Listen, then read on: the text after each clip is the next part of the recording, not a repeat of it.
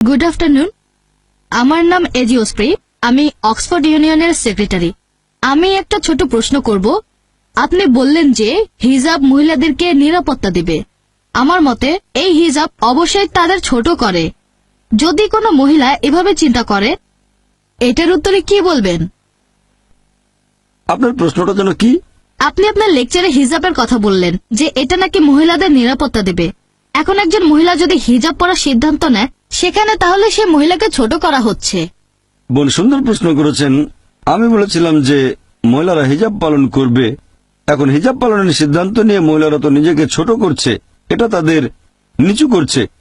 পবিত্র কোরআন পড়লে দেখবেন কোরআন এবং ইসলাম এই হিজাবের বিধান দিয়েছে। তার মানে মহিলারা শরীর ঢেকে রাখবে, যে অংশটা দেখা যাবে সেটা হচ্ছে মুখ আর কবজি পর্যন্ত হাত। এটা করা হচ্ছে শালীনতার জন্য। আর এই কথাটা যে শুধু কোরআনে বলা হয়েছে তা নয়, এই কথাটা বলা হয়েছে বাইবেলেও।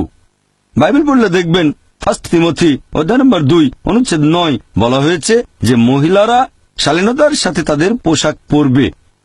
তাদের পোশাক হবে ভদ্র এবং তারা চুলে বড় খোপা করবে না, চুলে স্বর্ণ বা মুক্তা দেবে না। এরপর আরো বলা হয়েছে 1 করিন্থিয়ান্স অধ্যায় নম্বর 11 অনুচ্ছেদ 5 ও 6, যে মহিলা মাথা ঢেকে রাখে না সে নিজেকে অসম্মান করে, তার চুল কেটে দেওয়া উচিত।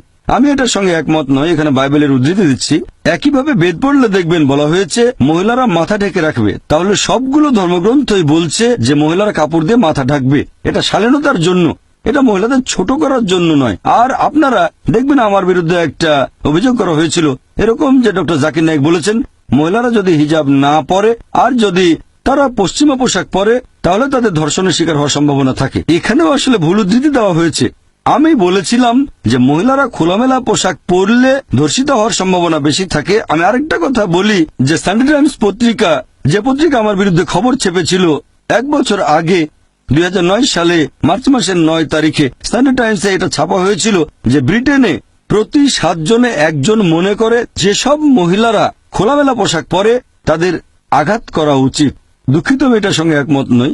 এটা একটা পরিসংখ্যান যেটা দেওয়া হয়েছিল সানডে টাইমস পত্রিকায় 2009 সালে মার্চ মাসের 9 তারিখে, যে ব্রিটেনে প্রতি 7 জনে 1 জন ব্রিটিশ মনে করে যে মহিলারা খোলামেলা পোশাক পরে তাদের আঘাত করা উচিত। এর সঙ্গে আমি একমত নই। এছাড়াও আরেকটা খবর ছাপা হয়েছিল, সেটা 2005 সালে সেই একই পেপার সানডে টাইমস, বলা হয়েছে যে ব্রিটিশদের মধ্যে শতকরা 26 জন মনে করে যে খোলামেলা পোশাক মহিলাদের ধর্ষিত হওয়ার পেছনে আংশিক বা সম্পূর্ণভাবে দায়ী।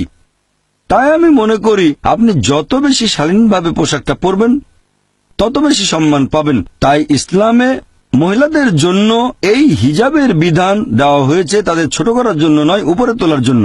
আমি একমত যে কালচারে পার্থক্য থাকবে। ইসলাম কাউকে পালন করার জন্য জোর করতে পারে না।